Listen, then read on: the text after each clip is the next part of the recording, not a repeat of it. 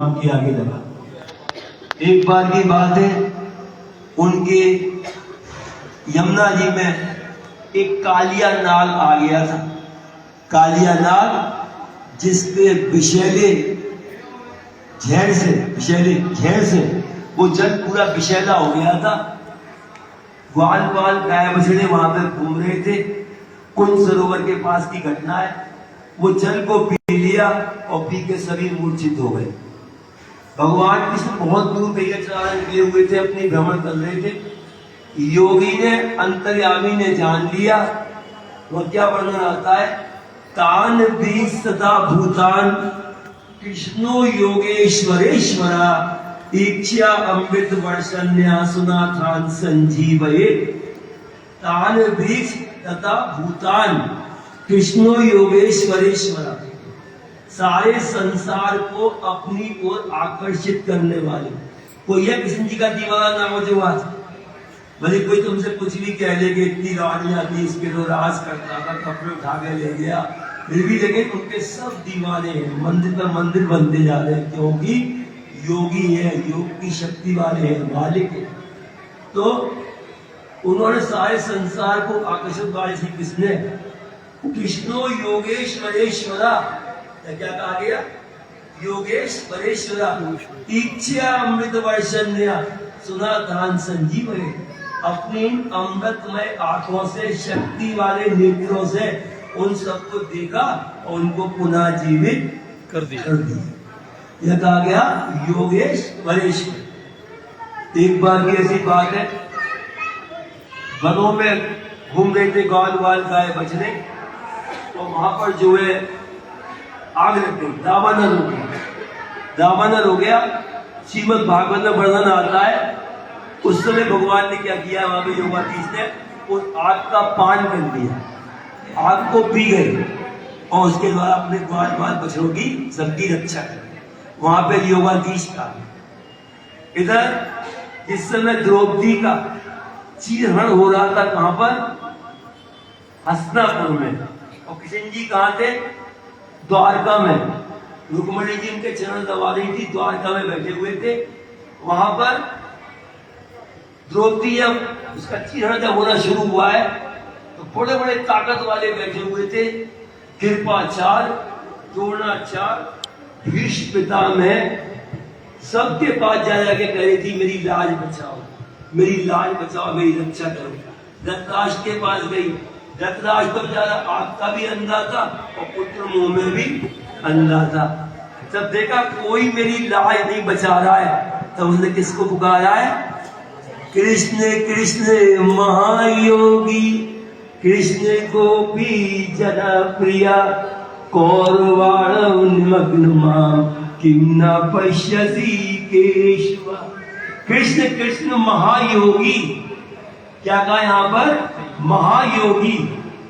भक्ति योगी, भक्त भक्तेश्वर नहीं का, ज्ञानेश्वर नहीं का, क्या कहा, महायोगी। कृष्ण कृष्ण महायोगी, एक साधारण योगी जिसका थोड़ा सा मन एकाग्र हो जाए, जो हमारे शरीर में इसकी कुंडलनी जग के खाली यहाँ पर आ जाए, है ना, थोड़ा सा साधारण योगी कहते हैं उसको। थोड़ा मन एकाग्र हो जाए, मतलब संप्रज्ञात समाधि, असंप्रज्ञात समाधि, दो प्रकार की समाधि है। संप्रज्ञात के अंदर विचारानुगत, आनंदानुगत, अस्मितानुगत, जिनके बारे में कभी शुक्ला जी कह रहे थे ना कि वाजपेयी जी ने 1984 में ही अस्मितानुगत समाधि पाली। मतलब तुम हजारों लोग, हजारों भारतवर्ष में मनुष्य रहते हो, सबके निर्माण चित्र बना के सत्य में जाना, उनसे बातें करना, और एक क्या प्राप्त हो जाता है, एकदम सत्यम आशा कमरा विवर्ती, सत्य को धारण करने वाली बुद्धि। यहाँ बैठे बैठे वो जान लेगा, अच्छा राजा खेड़ा में ये हो रहा है, वो ये कर रहा है, वो ये कर रहा है, सबको देख लेगा बैठा बैठा, और उसके उपाय भी कर दिया करता है, तुम्हें पता नहीं चलेगा। तो ये प्राप्त कर लेते हैं, तो एक साधारण योगी कहा गया उसको, मन एकाग्र हो जाए। तो आनंद समाधि किन्ने प्राप्त कर रखी थी, बताओ थोड़ा तुमको बीच में, तुलसीदास ने। तुलसीदास ने इतनी बड़ी रामचरितमानस लिखी, ऐसी थोड़ी दिखती, भगवान से कैसे थोड़ी उनके पास आ गए, कैसे आए, उनने वो पहले अपने आप को साधना करी, हनुमान जी ऐसे गुरु पाए, मन को एकाग्र किया। एकाग्रता का मतलब जानते हो? एकाग्रता का मतलब क्या होता है? तत् भावनम। अगर हम ये कहेंगे ना राम राम राम, तो राममय हो जाए। कृष्ण कृष्ण कृष्ण तो कृष्णमय हो जाए। शिव शिव कहे तो शिवमय हो जाए। माँ माँ कहे तो माँमय हो जाए। हमें ये लगने लगे हम माँ की पूजा नहीं, हमारी पूजा हो रही है, हम माँ बने बैठे। वो सारी शक्ति धीरे उनकी आने लगती है, उनमें मन मिलने लगता है, एकाग्रता बढ़ने लगती है। तो तुलसीदास को क्या हुआ था? किसने बताया था उनको? हनुमान जी ने। वो एक पेड़ पर जल चढ़ाते थे, एक प्रेत ने उनसे प्रसन्न हो गया, वो जल बचा को ऐसे फेंकते थे। उन्होंने जल्दे पे चढ़ाया है तुमने, तो हनुमान जी वहां पे कथा में आते हैं रामायण सुनने के लिए, तुम उनके पास चले जाओ। हनुमान जी से उन्होंने कहा मुझे दर्शन करने हैं इनके, भगवान राम के, हनुमान जी के उनको गुरु रूप में माना है। तो क्या हुआ है वहां पर? अब तुलसीदास जी बैठे चित्रकूट पर, कुटिया बना के छोटी सी अपनी, चंदन वंदन लेकर। तो वहां पर जब बैठे हुए तो भगवान राम लक्ष्मण सहित वहां पे पहुंचे। भगवान कहे अरे बाबा हमारे भी चंदन लगा दे। तुलसीदास कहते हैं अरे मैं वैसे ही परेशान हूं, तुम काय को पैसा कर जाओ या चाहो। अब वो सोचे, हनुमान जी देखे अरे ये तो गलती कर रहा है, साक्षात ईश्वर आए उनको पहचान नहीं रहा। देखो माया का खेल। और गुरु का काम क्या होता है? देखो हनुमान जी क्या कर रहे हैं? एक तोते के रूप में बैठ रहे हैं। क्या गा रहे हैं? चित्रकूट के घाट पर वही संतन की भीड़, तुलसीदास तिलक करे, तुलसीदास चंदन तिलक करे रघुबीर। तो उनके समझ में आया ओ ये तो राम जी है, ये तो वो है, उनके चरणों में गिर प्रणाम किया। तो उसमें शक्तिपात किसने किया था? उनने काशी में रहकर 12 साल तक पंचाक्षरी मंत्र का जाप किया। अभी ये कह रहा था ना हम सब कुछ करते हैं, सरल उपाय खोज लिया करते हैं ना, ये कर लो, ये वाला पाठ कर लेंगे बैठ के। वहां वो रामायण होती है, वहां जाके बैठ जाएंगे, वो भागवत सुनने बैठ जाएंगे, वहां ठीक है मस्ती है, ठीक है। और गुरु की जो आज्ञा हो रही है, घर में बैठ के 2 घंटे मंत्र जाप कर, 1 घंटा ध्यान कर, वो हमसे नहीं होता। कह है ना नियम क्या है? सेतु दीर्घकाल निरंतर सत्कारा सेवितो जड़ भूमि। जो अभ्यास लगातार किया जाए, लंबे समय तक किया जाए, तो वो फल देगा ही देगा। मनुष्य मजबूरी दे दे तो छोड़ आके भगवान करना तो पड़ेगा, वो नहीं होता। नेक करेंगे किसी को मैं कहूंगा ना 10 दिन मंत्र जाप कर ले, और भाई 10 दिन का ऐसे इंतजार करते हैं, गुरु जी 10 दिन हो गए अब छोड़ दूं, 10 दिन हो गए छोड़ दूं, ऐसे बेचैन रहते हैं उसके लिए। और चीजों में ऐसा मन खिंचता है। देखो उनकी नहीं कहते गुरु जी टीवी देखना छोड़ दूं, बहुत साल देख लिया, उसकी कोई नहीं कहता ये काम छोड़ दूं, नहीं। इसमें सबकी आफत आती है। तुलसीदास ने क्या किया? 12 साल तक पंचाक्षरी मंत्र का जाप किया। भगवान शिव के दर्शन करने के लिए दर्शन नहीं हुए, निराश होकर लौट के चल दिए। भगवान शिव के पति के रूप में आए, और तुलसीदास क्यों हुए उदास? अरे महाराज क्या बताया, भगवान शिव के दर्शन करने के लिए जाप किया था और जाप का फल मिला ही नहीं। लेकिन ये में स्वाध्याय इष्ट देवता संप्रयोगा, यदि हम स्वाध्याय करेंगे तो उससे क्या हुआ? इष्ट देव को सामने आना ही पड़ेगा, है ना। क्या हुआ? उनने जाप किया, भगवान शिव सामने आए, बोले अच्छा कहते हैं भगवान शिव के यहाँ हम भगवान शिव है, बोले आप अगर शिव सामने के रूप में आओ, और भगवान शिव अपने रूप में आते। क्या चाहता है? कि भगवान राम के दर्शन। शक्तिपात किया उनपे, शक्तिपात हुआ, संप्रज्ञा समाधि की 4थी सीढ़ी आनंद को समाधि पे पहुंच गए। मन एकाग्र होने लग गया।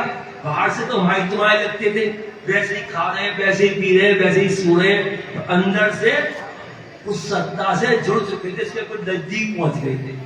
ताकत आ गई थी मन में, उनके ताकत आ गई थी, पावर आ गई थी। तो क्या हुआ? एक बार संतों की बैठी हुई थी, मीटिंग हो रही थी, बैठी हुई थी, गोष्ठी लगी हुई थी, बैठक लगी हुई थी, सब संत बैठे, तुलसीदास जी बैठे थे उसमें। तो आपस में बात चली, सामने कोड़ियों का आश्रम था, चला तो एकाग्रता का फल। तो उनने कहा कि कौन आदमी कितने जाप करके कितने कोड़ी ठीक कर सकता है, ये उनमें बहस हुई। एक महात्मा बोला मैं 10,000 नाम, मैं 50,000 जाप के जाप करूंगा, 2 कोड़ी ठीक कर दूंगा। एक बोला मैं 40,000 मंत्रों के जाप करूंगा, 1 कोड़ी को ठीक कर दूंगा। एक बोला मैं 30,000 जाप करूंगा, 1 कोड़ी मैं ठीक कर दूंगा। सिद्धार्थ बोले हाँ 50,000, 60,000, 30,000, 20-20 साल की साधना के बाद ये कह रहे हो? अरे बोले राम, ये आवाज मेरी जहां तक जाएगी वहां तक के सारे कोड़ी ठीक हो जाएंगे। क्योंकि उनका मन एकाग्र था, स्थिर था, एकाग्रता का माल है। तो वो सत्ता किसके अंदर आती है, बात चली थी ना, शुक्ला जी कह रहे थे तुम में से हम में से क्या पता शुक्ला जी में इसमें किसमें वो पावर छिपी बैठी हुई है, क्या बचता है? कहा है ना नाय महात्मा प्रवचने लभ्या वेदाना बहुनस्तेने अबे बेजो केने तसे से आभ्य करते से आत्मा। किस करते? नाय महात्मा प्रवचने लभ्या वेदाना बहुनस्तेने, बहुत बुद्धि का प्रयोग करने से, गुरु बन के दिखाने से मैं गुरु वो नहीं आता। वो कहाँ आता है? विप्रणुते तनु स्वाम, जिसको वो स्वयं वर्णन कर ले, मैं इसमें अपना मंदिर बना के घर बनाऊंगा, उसमें वो बैठ जाता है, वहां से बड़े सारे काम होना शुरू हो जाते हैं। देखो संत ज्ञानेश्वर 15 साल की आयु थी उनकी कुल, और 15 साल की आयु वाले बच्चे, उनके माता पिता दोनों ने शरीर छोड़ दिया था, जल समाधि ले ली थी, ताकि हमारे उनसे गलती हो गई थी। संन्यास की दीक्षा देने के बाद गृहस्थ में आए पिताजी उनके, तो उन्होंने गांव वालों ने उनका बहिष्कार कर दिया। बोले तुम लोग ब्राह्मण नहीं हो ना, तुम्हारे गांव में रह रहे हो, तुम लोग भ्रष्ट हो चुके हो, यहाँ चले जाओ। तो उन्होंने कहा हम शुद्धि कैसे प्राप्त करेंगे? संत ज्ञानेश्वर बोले। तो वो 3 लोग थे, संत ज्ञानेश्वर, उनके बड़े भाई निवृत्तिनाथ और ज्ञानदेव और भैद मुक्ति भाई, मुक्ता भाई, सबके नाम भी ऐसे ही थे। तो 15 वर्ष वाले ने पूछा हम शुद्धि कैसे प्राप्त करेंगे? तो उन्होंने कहा पैदल चले जाओ, अगर वहां के आचार्य ब्राह्मण तुम्हें शुद्ध कर देंगे, शुद्धि पत्र लिख के दे देंगे, तो हम मान लेंगे तुम शुद्ध हो गए। तो वहां पे गए प्रणाम किया, बड़े बड़े विद्वान बैठे शांति के सिंहासन पे, ऊंचे सिंहासन पे बैठे हुए थे। उन्होंने कहा कैसे आए? कैसे से आए? उन्होंने कहा ठीक है, अच्छा कोई बात नहीं बच्चों, हम तुम्हें अवश्य वेदों का ज्ञान कराएंगे, शुद्धि पत्र भी लिख के देंगे। एक बार ध्यान रखना, ये वेदों का ज्ञान तुम्हें जो देंगे, इसका हर एक अधिकार को हर एक को मत सुनाना। उन्होंने कहा क्यों? हर प्राणी मात्र को अधिकार, सब प्रभु के जीव है, सब श्रवण कर सकते हैं ना, श्रवण भी सब सुन सकते हैं, खुद से वन कर सकते हैं। उन्होंने कहा सामने एक भैंसा बंधा हुआ था, तो उन्होंने कहा अच्छा ये भैंसा भी बोल देगा वेद पाठ? संत ज्ञानेश्वर क्या बोले? हाँ ये भी बोल लेगा, प्रभु का जीव है। उन्होंने कहा अच्छा दिखाओ बुला के। उन्होंने क्या किया? भैंसे के मन से अपना मन मिला दिया। कैसे? हमारे महाराज जी क्या करते थे, साधवन में आर्य समाज में, वहां पे क्या होते थे, आर्य समाज की सभाएं लगती थी, है ना, कौन कैसा है क्या है बातें होती थी। तो महाराज जी कभी नहीं बोलते थे, कोई कह रहा है राम ने यो किया, एक जना बोला ये प्रभु रामलाल लिखते हैं अपने लिए, एक आदमी प्रभु रामलाल क्यों लिखते हैं, ऐसी बहस हो गई। कोई सीता जी पे बोल रहा, किसी पे बोल रहा। महाराज जी क्या करते थे, हमारे बैठे बैठे किसी को भी प्रेरणा कर दिया करते थे, और वो बोलने लगता था और वही उसको बात का जवाब मिल जाया करता है। योगियों के काम होते हैं। तो वहां क्या किया संत ज्ञानेश्वर ने? भैंसे के मन में अपना मन मिला दिया, और भैंसे ने वेद पाठ बोलना शुरू कर दिया, ईशा आशा इस तरह के पूरा वेद पाठ बोलना। अब तो बस संत ज्ञानेश्वर के चरणों में गिर पड़े सारे ब्राह्मण, वो आचार्य भी, हे भगवान आप तो हमको शुद्ध करने आए हो, हम शुद्ध क्या करेंगे, आप तो हमको शुद्ध करने आए हो, और उनके चरणों में गिर पड़े। फिर वो वहां से आगे गए, उनके एक शिष्य हुए चांगदेव। चांगदेव की आयु 1400 वर्ष थी, और उनकी कितनी थी? 15 वर्ष। वो गुफा जिसका बड़ा हल्ला हो रहा है, मुर्दे को छूता है तो मुर्दा जीवित हो जाता है। और उसने अभी से जो गीता भाष्य लिखा है बहुत सुंदर, बड़े चमत्कार उसके द्वारा हो रहे हैं। अच्छा, बोले कौन है? उन्होंने बताया तो उन्होंने कहा ठीक है हम उससे मिलने जाएंगे। तो नहीं नहीं, हम मिलने जाएंगे, हम उसको पत्र लिखेंगे। अब पत्र लिखने बैठे, सोचा अगर लिखता हूँ मान्यवर निवेदन करूंगा मैं बड़ा बहुत हूँ, गलत हो जाएगा, और कुछ उल्टा सीधा लिख दूंगा वो भी गलत हो जाएगा, कहानी कौन है क्या है। तो उन्होंने कागज कोरा ही भेज दिया और उनका शिष्य कोरा कागज लेके पहुंचा वहां पर।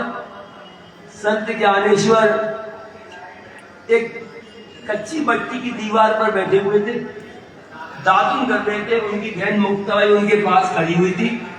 तो वो आदमी कोरा कागज लेके पहुंचा, जिसने को कागज दिया उनको, बहन मुक्ताबाई ने कहा भाई ये कागज आया है, चांगदेव ने भेजा आपके लिए, क्या लिखा है?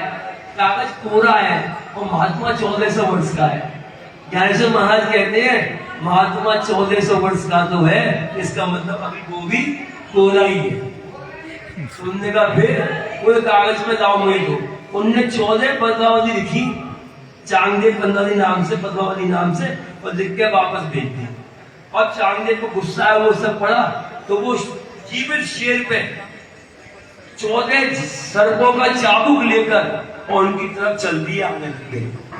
तो बहन ने कहा भाई चांगदेव तो बहुत गुस्से में आ रहे हैं, पूरा गांव कांप रहा है, शेर पे बैठे हुए आ रहे हैं, शेर पे आ रहे हैं, बोले हमें उनका स्वागत तो करना चाहिए। वो शेर पे आ रहा है, उस कच्ची मट्टी की दीवार पर बैठे हुए संत ज्ञानेश्वर उस दीवार से कहते हैं क्या दीवार चल, हमें चांगदेव का स्वागत करना चलना है। वो कच्ची मट्टी दीवार ही उठकर चल दी और वो दीवार चलते हुए वहां पे पहुंच गई। चांगदेव ने एक सर्प उनकी तरफ ऐसे फेंक दिया, वो सर्प माला बनके उनके गले में चला गया। दीवार नीचे आई, समझ गए ये कोई साधारण नहीं है, मैं तो जीवित शेर को चला रहा हूँ, उन्होंने जड़ चीज को चला लिया और उनके चरणों में गिरकर वहां पर दंडवत प्रणाम किया। तो क्या योगी है, योग के द्वारा तो जितने भी ये बड़े बड़े काम जो हमारे श्री प्रभु जी, श्री महाराज जी अभी सूर्य सिद्धा सिद्धाई बता रहे थे ना, अभी निर्माण चित्ता सुधा माता दो विशेष है, निर्माण चित्त वाली बात चल रही। हमारे महाराज जी बताया करते थे, एक बार मैं वृंदावन में था, अगर दत्ता महात्मा ही गाया करते थे महाराज जी के साथ रहते थे वहां पर। वो कहीं के सिद्ध थे, वो सिद्ध थे कहीं के, उन्होंने कहा नाम याद नहीं आ रहा, अगर दत्ता सिद्ध कहा अजय के सिद्ध थे। तो वो अक्सर कहते थे महाराज जी प्रभु जी की बातें करते तो अच्छा ही लगता था। उनका क्या काम था, 3 कम्बल लपेटते थे, ऊपर नीचे बीच में, गर्मियों में कम्बल लपेटते, जाड़ों में नंगे रहते थे और सोते नहीं थे बिल्कुल। तो उन्हें थोड़ा इस बात का अहंकार था कि हम जो करते हैं वो कोई नहीं करता आजकल। तो उन्होंने महाराज से कहते हैं अक्सर महाराज जी प्रभु जी की बातें करते, अरे क्या है तुम्हारे प्रभु रामलाल जी, तुम कहो तो हम उनको यहाँ पे खींच के दिखाते वृंदावन में ही। उन्होंने कहा अच्छा, महाराज जी का अच्छा, इसकी इतनी हिम्मत, इसका मतलब प्रभु जी को पहचान नहीं रहा, खींच के दिखा दे उनको। अच्छा ये बताओ कैसे खींचे, स्टूल में खींचे कि सूक्ष्म में खींचे? महाराज जी बोले महाराज स्टूल में खींच के दिखा दो, आप तो सामर्थ वाले स्टूल में खींचो। तो लेकिन वो डर गया, तो नहीं स्टूल में नहीं, तो सूक्ष्म में खींचे। वहां क्या हुआ, महाराज जी बोलते थे अगर दत्ता ने बैठे बैठे निर्माण चित्त बनाया अपना, और वो उनका सूक्ष्म जो है चल दिया कहाँ के लिए, वृंदावन से ऋषिकेश के लिए। देखो महाराज जी जो अजन्मा सिद्ध है, जिनका उस समय की बात होती थी, महाराज जी के समय एक शरीर उनका कहाँ रखा हुआ है, कहाँ रखा हुआ है क्या पता, प्रभु जी का ये रूप है महाराज जी थे, क्या पता उनका, कितने छुपा के अपने को रखते हैं लोग, योगी लोग, जिनका मतलब पता करना असंभव है बिल्कुल। सोई जाना जे देव जनाई जानत तुम्हें, जिसको जनवा दे तो जान लेगा, बनना तो नहीं जान सकता आदमी। तो क्या हुआ, महाराज जी क्या कहते हैं जानते हो, प्रभु जी की कृपा हो गई, मेरा भी चित्र बन गया और मैं भी चल दिया पीछे के साथ साथ उसके। अब वो ऋषिकेश में प्रभु जी कुर्सी पर बैठे हुए थे, तो अगर दत्ता यहाँ पर आया प्रभु जी के सामने, और जैसे प्रभु जी के सामने आया, प्रभु जी बोले अच्छा मुझे खींचने आया ये, मावस को 5 जूते, बोले भंजारी मावस को 5 जूते, मुझे खींच ले आया है। वो कांप गया एकदम और वापस भागा एकदम शरीर में अपने। और महाराज जी को तो उठ के बोला, अरे रंजाई तुमने मरवा दिया होता, मरवा दिया होता, मरवा दिया होता। अरे हम समझे कोई साधारण तुम्हारे प्रभु होंगे, अरे वो तो परम ब्रह्म है, परमेश्वर है, योगियों के ईश्वर है, योगियों के मालिक है। अरे हम तुम कहाँ कर दिया, मर गए होते, बच गए बच गए बच गए, ऐसे करने लगे। महाराज जी ने उसके बाद वो प्रभु जी के चरणों में जाने लगे, आने लगे। तो निर्माण की बात है।